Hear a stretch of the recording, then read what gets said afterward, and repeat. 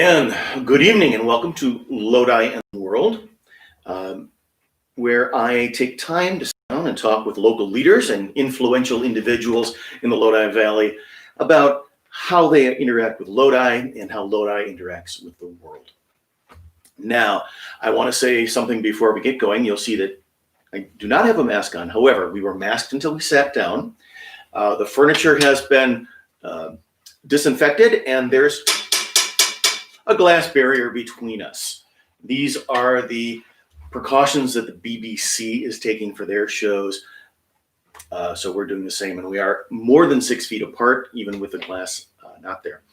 So tonight, I have taken Cunahan. Yes. Yep. From Main Street Market, Piggly Wiggly, and she was with the mayor a couple of weeks ago talking about the holiday seasons and shopping and things like that. What we're going to talk about tonight is the side things that the Main Street Market does and how they interact with the community and really, really support the groups and the organizations that we have here. The big one, of course, is Reach Out Lodi. We just come out of the Thanksgiving, we're going into Christmas. Yes. So what do you do with Main Street Market? With Reach Out Lodi, yeah. So we have a multitude of different ways that we support them throughout the year. The first and foremost is like any bent and dent, which, as you know, it gets to be quite a bit. Like if somebody runs their box cutter too deep through a case of anything, or if it gets dropped or bent, all of that or close stated items goes to Reach Out Lodi, and we end up giving them just cartfuls at a time. And it's usually some pretty good stuff. I've looked in there. So, yeah. So that we started that right away when we opened. Jim was very kind. He came in, we sat down, kind of had a meeting about what way we wanted to go with it. And I think it's worked well for both parties. So we do that year round. Now, I'm going to ask, when you do that, is that something that you can then sort of write off on the business as a donation? I mean, do you get something out of it as well? I think we can. The write-offs have to be such a large amount right now that it's just that not worth it really doesn't. Yeah. So we do our best to track it, and we keep track of what we give them, and we try to use it, but sometimes it just. So it's mostly just altruism here. Yeah. We can't use it. Somebody should. Yep. Absolutely. So that is the first way. And then the second way is during the Thanksgiving and Christmas season, we really try to find out what their needs are ahead of time, talk with Mary and talk with Jim and find out, how many people need turkeys, how many people need hams, what are people going without. And this year we were a little late on the ball. And Lodi, this is where Lodi is just so amazing, because we were late on the ball this year. And we had 50 families that we had to get turkeys for. And I was like, you know what? What we don't sell, what we don't have people donate, we'll just pay for. We'll just give it to them. But it was a matter of like 3 days, and they were done. Like they were paid for, they were done. Lodi stepped up. And Lodi's and they do over and over and over again. So like, I just want to disclaimer this, like, while yes, we're working as a business to help support Reach Out Lodi, all of the credit goes to the community. Like it's an amazing community. And I don't think that, and I hate to say this because I know there's a lot of people that love Lodi, but I don't think there's anybody that loves Lodi more than we do, maybe even. We collect the turkeys and the hams. We have the $10 bags that you can buy, and those are pretty much year round. It's been a tough year with COVID because some of the items they were looking for, we just couldn't get. So then we had to kind of either outsource from our normal vendor or just replace. But there's been plenty of need. There's no lack of need. So we've got the bags, we've got the turkeys and the hams, we've got the bent and dents, and then the last thing is the roundups. So we've been trying to do this for a lot of the local organizations, and it's almost like some guy came through the other day and he's like, his total $21.93, and he's like, oh, it's just easier to round up.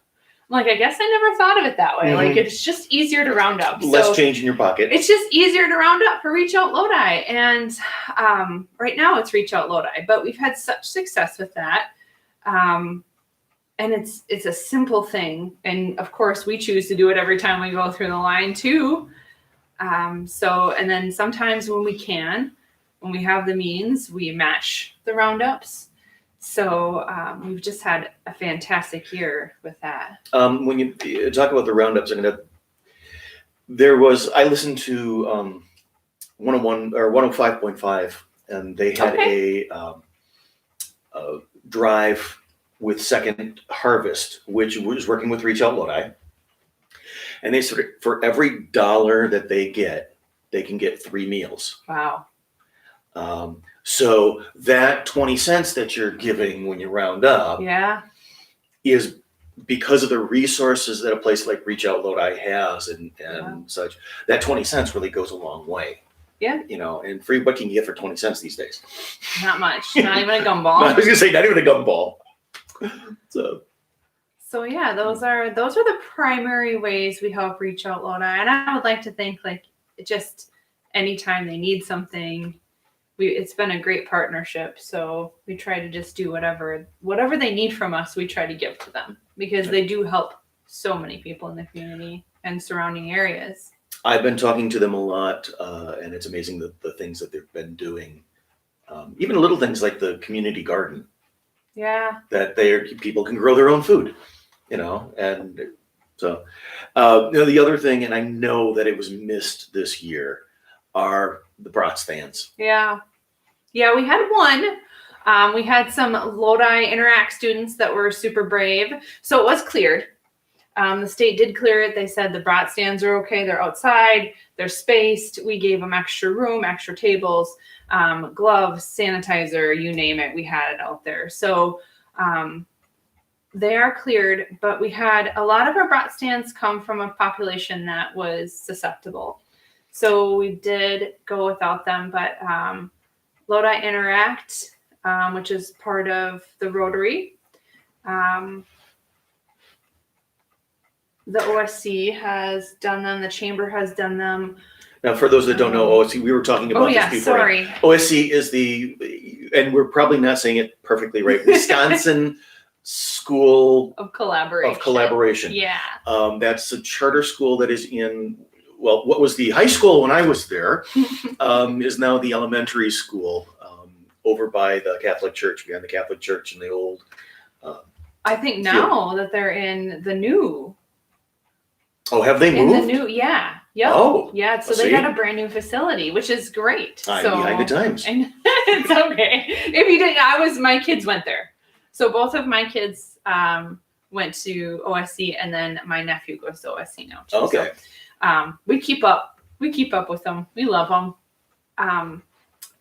They're and all the school district has been amazing. So we try to support them too as much as we can. So Knights of Columbus was the other one, and the veterans. The VFW, yeah. And for those of you that don't know, I spent a year and a half working with the pig in the meat department, and got to see a lot of this. And I was the guy out there going, they'd come in, and it's like, no, tell me when you need more brats. We need more brats. It gets wild. Tell me we need more brats, because they sold great, and now they get a fair amount from each brat that's sold, right? Yeah, they get all the proceeds. So we give them major discounts on anything that the brats and the buns, they have major discounts on. And then we just ask that they purchase anything that they're going to purchase, that they're not bringing it from Costco or Woodman's, who are fighting super hard against. So they buy the brats, which are made right fresh there by our meat department. Meat department, and it's all meat. It's not extra stuff. So they're made right there. They're fresh, and the buns are baked right there. Yep. So they get a discount on that, and they keep all the proceeds. Yeah. So they're getting brats are like $3, and they're making a good amount off of those. Yeah. They I think we figured it out. Shane is our meat manager. We sat down one day with Bryce, and I think we figured out it was about $1 a brat that we would charge them their cost. Yeah. It would be $1 a brat. So yeah, I mean, I hope they're making good money, and then they have donation jars and stuff like that out there too. So the ones that we've had have been successful. So if anybody has an organization that is interested in doing this in the future, we're more than happy to have you. Are there any criteria? No. Okay. No, you just have to have a need and be willing to be there. And I know that's very tough. You know, being a part of the chamber and part of a couple other local organizations, it's hard to get volunteers right now because everybody has so much going on. Yeah. So if you can man it, we'll set it up for you. All right. Okay. So now you mentioned working with the school district a lot. Yeah. Now there are, aside from all of the, the young kids working the cash registers and stocking the shelves, there's a special program that you do for the special students. Yeah. Special needs, differently able. Yep. Yeah. And a lot of them have become a very core part of your crew. I've been there for years. Yep. Can you explain a little bit about that and how that works and how, imparting job skills and life lessons and. Sure. Yeah. So actually my sister brought this up when we first bought the store. My sister Tanya, and for those of you who don't know, I should preface by saying this is a family business. So Bryce and Tanya are married. Tanya is my sister. Bryce is my brother-in-law. And then I am the other half of that equation. So Tanya had brought it up. She said, I just thought it was the way people were when we were little. Like, I just thought when we were younger that everyone gave jobs to people with special needs or who were differently able. And we didn't think anything of it growing up because that's what my parents did.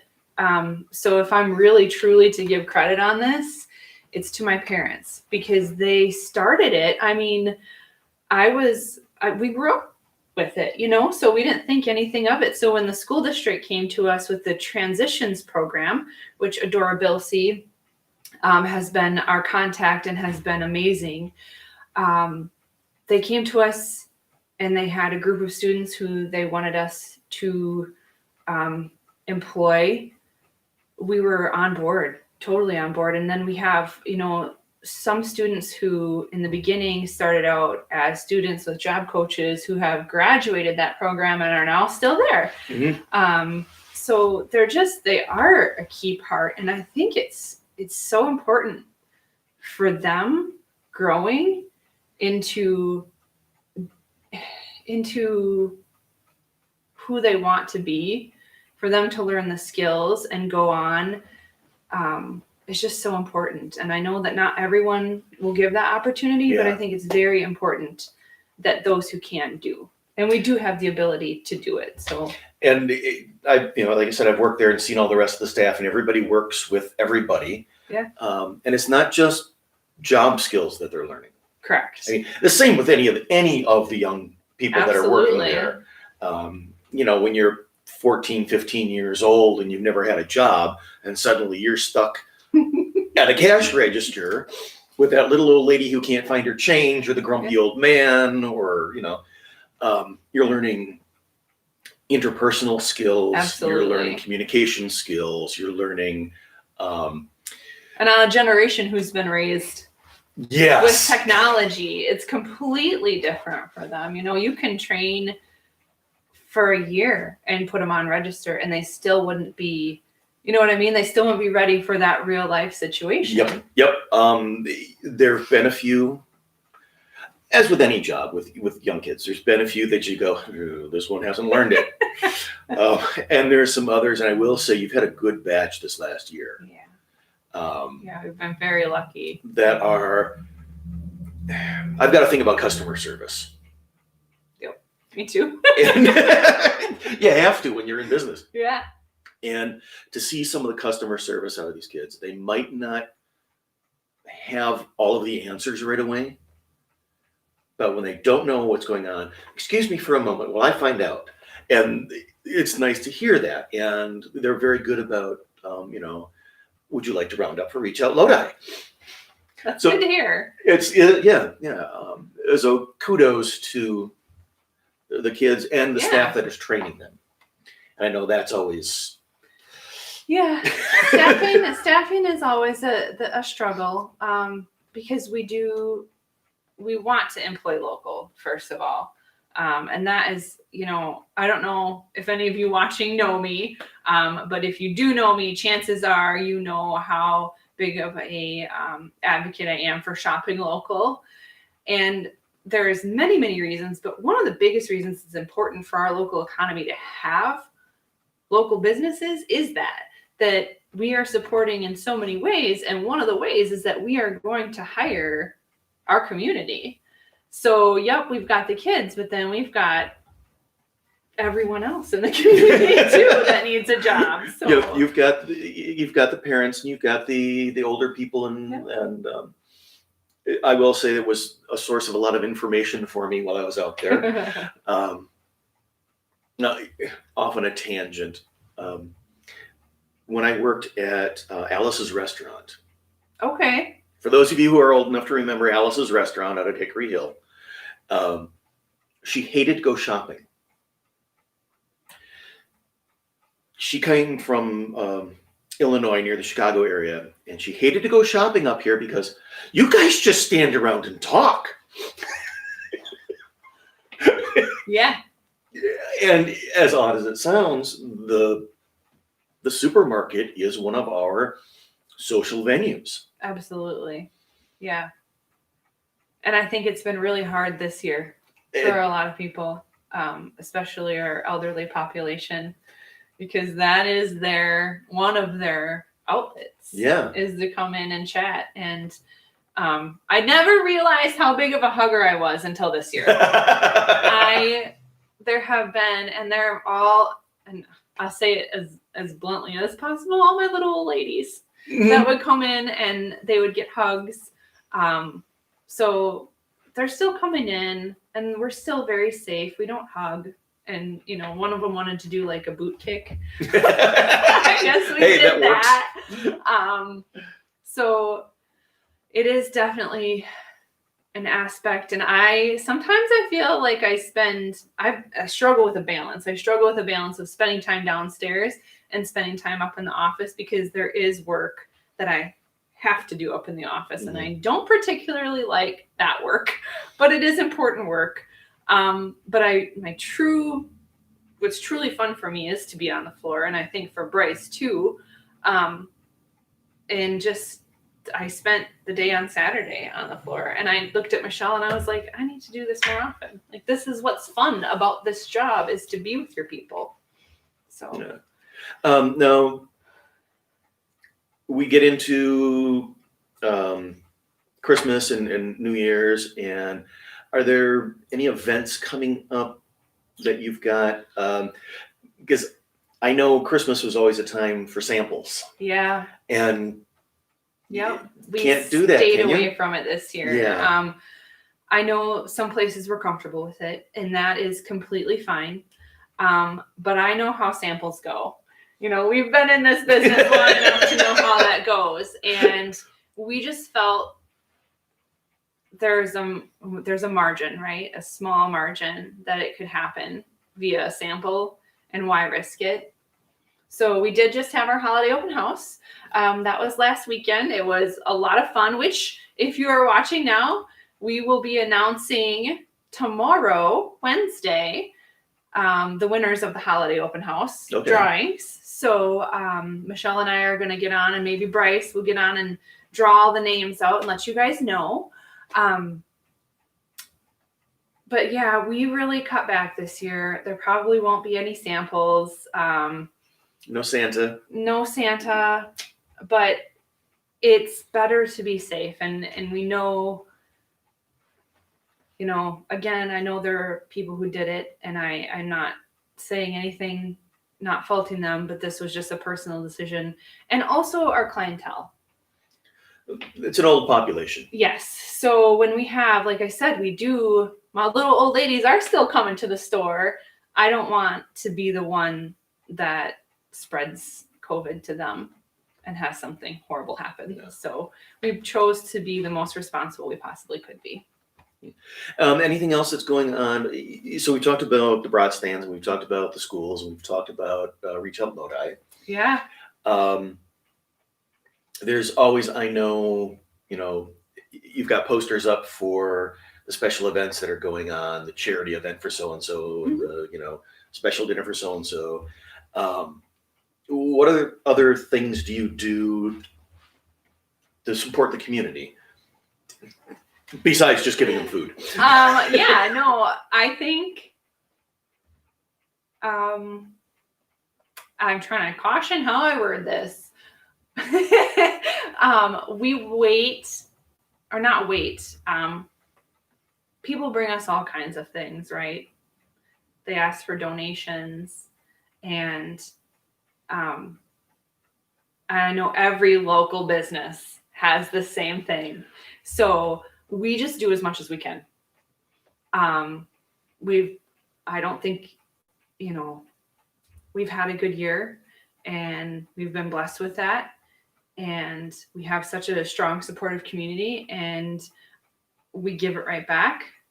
And I feel like the other promise that we really made, and I think we were very vocal about this promise, was any money that came into the store, we would put back into the store or put back into the community.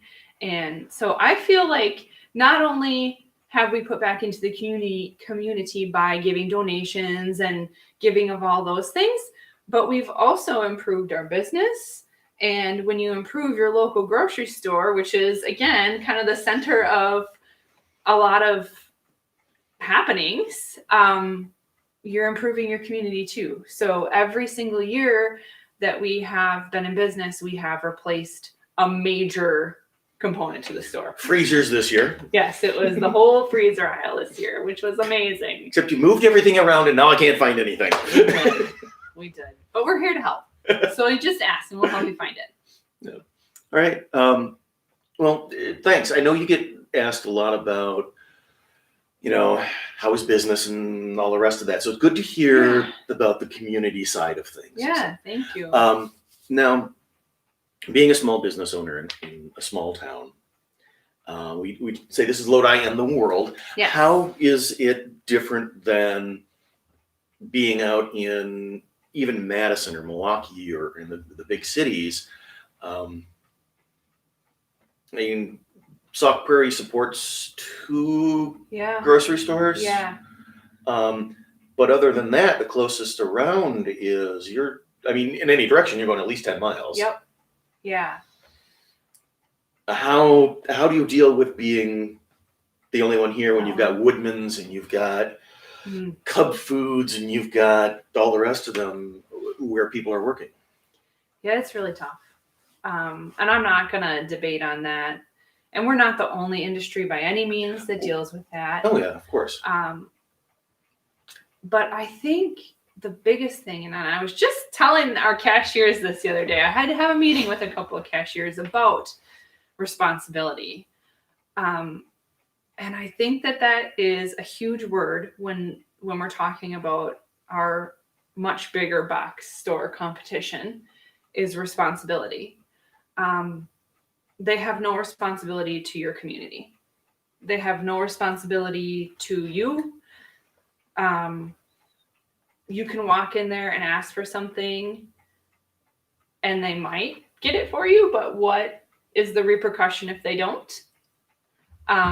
So you guys hold us accountable, and we're totally okay with that. Matter of fact, we expect it. So when we bought the store, we wanted to be a part of the community. That was one of our major goals. And I think responsibility to your community, and to the people of your community, because we can say community all day long, but what is it actually? It's your people. It's your neighbor, it's your mom, it's your aunt, it's your cousin, it's your kids, it's your teachers, it's your students. So we are responsible. And I think that is the biggest component to that. When you are choosing to shop any industry and you're choosing to shop local, you are choosing to shop with those who are responsible for the well-being of your community. All right. Thank you very much. So, thank you all for watching, whether live or later. There's going to be a little circle over there that you can click to subscribe to the channel, which brings you not only Lodi on the World, but also the view from 202 with Mayor Ann Groves Lloyd and any other special events that happen to come up. And there'll be a box down here that'll take you to a playlist so you can see all the past episodes of Lodi on the World. So thank you again. Thank you, Tegan. Thank you. All right, and let's sign off.